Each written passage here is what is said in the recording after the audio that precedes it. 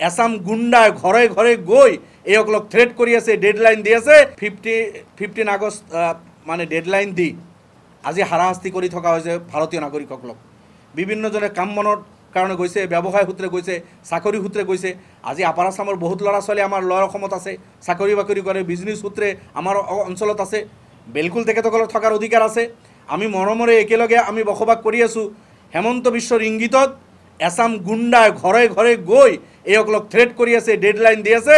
আৰু তেখেতসকলে তাৰ পৰা কাম বন এৰি নিজৰ সব ব্যৱসায় বাণিজ্য সব কিছু এৰি তেখেতসকলে নিজৰ ঘৰলৈ গুচি আহিছে। ইয়াৰ কাৰণে আমি ইতিমধ্যে ডিজিপি ডাঙৰীয়াক আমি অৱগত কৰিছোঁ।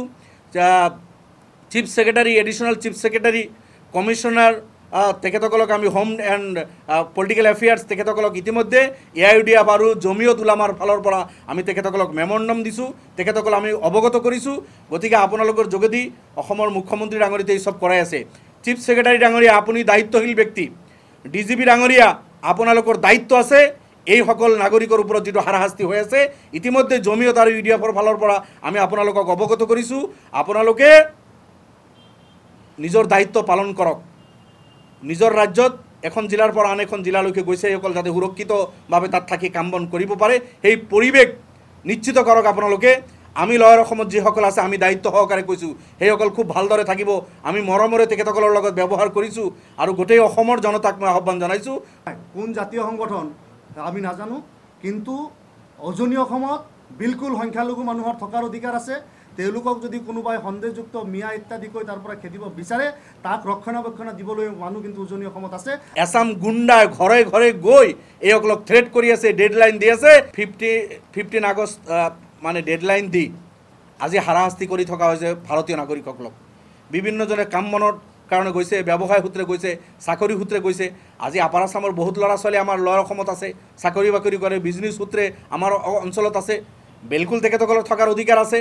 আমি মৰমৰে একেলগে আমি বসবাস কৰি আছোঁ। হেমন্ত বিশ্বৰ ইংগিতত এসাম গুন্ডায় ঘৰে ঘৰে গৈ এইসকলক থ্ৰেট কৰি আছে, ডেডলাইন দি আছে। আৰু তেখেতসকলে তাৰ পৰা কাম বন এৰি নিজৰ সব ব্যৱসায় বাণিজ্য সব কিছু এৰি তেখেতসকলে নিজৰ ঘৰলৈ গুচি আহিছে। ইয়াৰ কাৰণে আমি ইতিমধ্যে ডিজিপি ডাঙৰীয়াক আমি অৱগত কৰিছোঁ। Chief secretary, additional chief secretary, commissioner তেখেতসকলক আমি হোম এণ্ড পলিটিক্যাল এফেয়াৰ্ছ তেখেতসকলক ইতিমধ্যে AIUDF আৰু জমিয়ত উলামাৰ ফালৰ পৰা আমি তেখেতসকলক মেমৰেণ্ডাম দিছোঁ, তেখেতসকলক আমি অৱগত কৰিছোঁ। গতিকে আপোনালোকৰ যোগেদি অসমৰ মুখ্যমন্ত্ৰী ডাঙৰীয়াই সব কৰাই আছে। চিফ সেক্ৰেটাৰি ডাঙৰীয়া আপুনি দায়িত্বশীল ব্যক্তি, ডিজিপি ডাঙৰীয়া আপোনালোকৰ দায়িত্ব আছে। এই সকল নাগৰিকৰ ওপৰত যেটো হাৰাশাস্তি হৈ আছে ইতিমধ্যে জমিয়ত আৰু UDFৰ ফালৰ পৰা আমি আপোনালোকক অৱগত কৰিছোঁ। আপোনালোকে নিজৰ দায়িত্ব পালন কৰক।